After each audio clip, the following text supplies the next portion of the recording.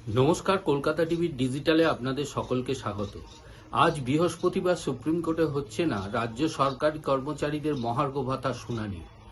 বিচারপতি সঞ্জয় ক্যারল এবং বিচারপতি প্রশান্ত কুমার মিশ্রের বেঞ্চে যে শুনানি হবার কথা ছিল, সেই বেঞ্চ দুটি আজকের জন্য বাতিল করা হয়েছে। ফলে আজ বেলা 2টায় যে নির্ধারিত সময়সীমা ছিল মহার্ঘ ভাতা নিয়ে শুনানির জন্য সুপ্রিম কোর্টে, সেই শুনানি আজ হচ্ছে না, আজকের মতো মুলতবি থাকছে। মূলত রাজ্যের পরিবর্তিত পরিস্থিতিতে বিজেপি সরকারের পক্ষ থেকে এই মহার্ঘ ভাতা নিয়ে একটি রিপোর্ট সুপ্রিম কোর্টে জমা করা হয়েছে। ওই রিপোর্টে 2008 সাল থেকে 2019 সাল পর্যন্ত দুটি ভাগে ভাগ করা হয়েছে। 2008 সাল থেকে 2015 সাল পর্যন্ত যেহেতু কম্পিউটারাইজ ব্যবস্থা ছিল না, তাই ওই মহার্ঘ ভাতাকে আলাদা করা হয়েছে।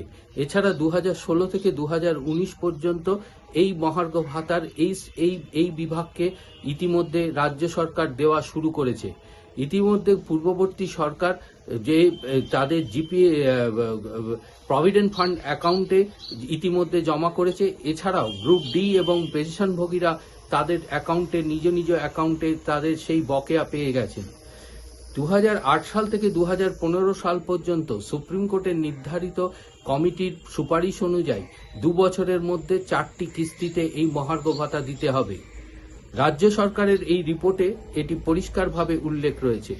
ফলে এই রিপোর্ট নিয়ে পরবর্তী শুনানিতে পর্যালোচনা করবে সুপ্রিম কোর্ট।